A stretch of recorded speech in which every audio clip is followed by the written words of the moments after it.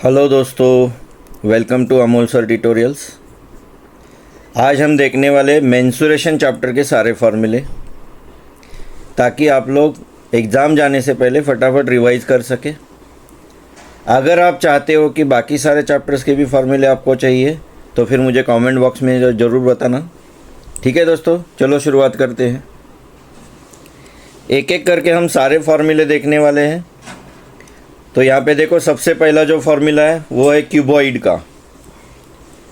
तो क्यूबॉइड क्या होता है मैंने यहाँ पे दिखा हुआ है, जिसकी लेंथ, ब्रेड्थ और हाइट अलग अलग होती है। देखो, क्यूब और क्यूबॉइड दोनों एक साथ में यहाँ पे है आपको, तो यहाँ पे बिल्कुल भी कंफ्यूज नहीं होना है। क्यूब में लेंथ, ब्रेड्थ, विड्थ सब कुछ, लेंथ, ब्रेड्थ और हाइट जो होती है वो तीनों भी एक ही होती है, जो एल से दिखाई हुई है वहाँ पे। लेकिन क्यूबॉइड में लेंथ, हाइट और ब्रेड्थ अलग अलग होती है। तो क्यूबॉइड के तीन फॉर्मूले हैं हमें भाई। सबसे पहले लैटरल सरफेस एरिया।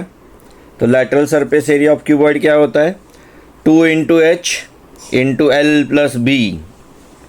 दूसरा होता है टोटल सरफेस एरिया, वो क्या होता है 2 into L B plus B H plus H L. Volume क्या होता है L into B into H, L into B into H. अब यहाँ पे बीच में इंटू नहीं है तो आपको पता है कि इंटू है यहाँ पे। तो ये हो गया क्यूबॉइड का। दूसरा है हमारा क्यूब का। क्यूब का lateral surface area 4L square. अब ऐसा क्यों है 4L स्क्वायर, क्योंकि एक सरफेस का अगर देखते, एक सरफेस का L इंटू एल, तो ऐसे लैटरल कितने सरफेस होते हैं, 4 सरफेस होते हैं, इसलिए 4L स्क्वायर। दूसरा है टोटल सरफेस एरिया। तो क्यूब के कितने सरफेस होते हैं, 6 surface, 2 side, front back and top bottom, ऐसे 6 सरफेस होते हैं। तो एक सरफेस का L स्क्वायर है, तो टोटल सरफेस एरिया हो गया 6L square. Volume L into L मतलब L क्यूब आ गया। तो ये हो गया आपका क्यूब। अब तीसरा हमारा कौन है, सिलेंडर। अब सिलेंडर का कर्व सरफेस एरिया देखना है हमें, कर्व सरफेस एरिया। अगर मैं सिलेंडर को यहाँ से कट करता हूँ और अगर उसको मैं सीधा करता हूँ तो मुझे सिलेंडर क्या मिलेगा, एक रेक्टेंगल मिलेगा। अब इस रेक्टेंगल में से ये क्या है मेरी, ये हाइट है h है, और उसकी जो लेंथ होगी रेक्टेंगल की वो इस सिलेंडर का जो सर्कुलर पार्ट है उसका सरकमफरेंस होगा, मतलब 2πr होगा।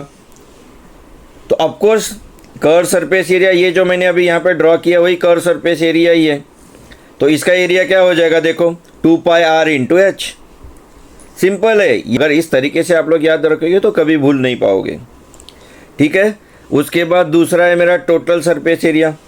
टोटल सरफेस एरिया मतलब क्या है, curve surface area plus area of top plus area of bottom.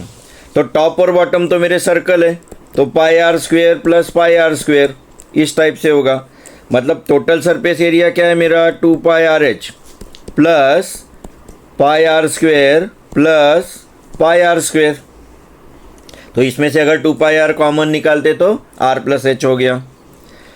उसके बाद वॉल्यूम, वॉल्यूम क्या होगा उसका, मतलब ये सर्कल का एरिया इंटू h, मतलब πr स्क्वेयर h। सिंपल। ठीक है दोस्तों, चलो आगे चलते हैं। तो नेक्स्ट फिगर है मेरी कोन। तो कोन के 2 हाइट होती है, एक तो परपेंडिकुलर हाइट होती है और दूसरी होती है स्लैंट हाइट। ठीक है। तो ये स्लैंट हाइट जो है इसका फॉर्मूला क्या है मेरा, स्लैंट हाइट के लिए क्या किया उन्होंने, ये वाला जो ट्रायंगल है इस ट्रायंगल में पाइथागोरस लिया हुआ है। तो पाइथागोरस मतलब क्या हो जाएगा मेरा, L square equal to h square plus r square. तो मतलब L इज इक्वल टू क्या हो गया मेरा, root of h square plus r square. ये स्लैंट हाइट का फॉर्मूला। उसके बाद है हमारा curve surface area. Curve surface area का फॉर्मूला क्या है, πrl। टोटल सरफेस एरिया का πr into r plus L. And volume का क्या होता है 1/3 πr स्क्वेयर h। ये कोन के फॉर्मूले हो गए। उसके बाद है मेरा स्पीयर। और स्पीयर का कर्ड और टोटल ऐसा कुछ नहीं होता है, वो कर्ड सरफेस ही होता है वैसे भी स्पीयर का, इसलिए उसका फॉर्मूला है 4πr square. Surface area of the spear that is 4πr square. Volume का फॉर्मूला क्या होता है 4/3 पाई आर क्यूब। अब हेमीस्फीयर का देखते हैं। हेमीस्फीयर मतलब आधा स्फीयर, स्फीयर का आधा। तो इसका तो ऑफकोर्स कर्व सरफेस एरिया, मतलब इसमें दो अलग अलग टाइप के शेप है। एक तो ये वाला कर्व वाला है और ये जो ऊपर है ये वाला सर्कल है। तो इसका कर्व सरफेस एरिया कितना होगा? तो अब ये हेमीस्फीयर है ना, मतलब स्फीयर का आधा है, तो इसको डिवाइडेड बाय 2 करो, ख़त्म बात। मतलब 4 पाई आर स्क्वेयर डिवाइडेड बाय 2, मतलब कितना आया? 2 पाई आर स्क्वेयर, जो यहाँ पे लिखा हुआ है मैंने, कर्व सरफेस एरिया। अब टोटल सरफेस एरिया क्या होगा? ये कर्व सरफेस एरिया प्लस इस सर्कल का एरिया, मतलब 2 पाई आर स्क्वेयर, देखो 2 pi are square plus pi are square circle का एरिया, मतलब कितना हुआ? 3 पाई आर स्क्वेयर। समझ के याद रखो तो जल्दी याद हो जाएगा। वॉल्यूम, अब सेम वैसे ही जैसे सरफेस एरिया का है वैसे ही वॉल्यूम का भी। तो स्फीयर का वॉल्यूम है 4/3 पाई आर क्यूब, तो इसको डिवाइडेड बाय 2 करो, तो ये आ जाएगा आपका 2/3 पाई आर क्यूब। बहुत सिंपल सा फॉर्मूले है, तो याद रखो, इसमें आसान है याद रखना, ठीक है। चलो अगला देखते हैं। चलो नेक्स्ट फिगर क्या है हमारा? फ्रस्टम। ये फ्रस्टम है हमारा। फ्रस्टम क्या होता है?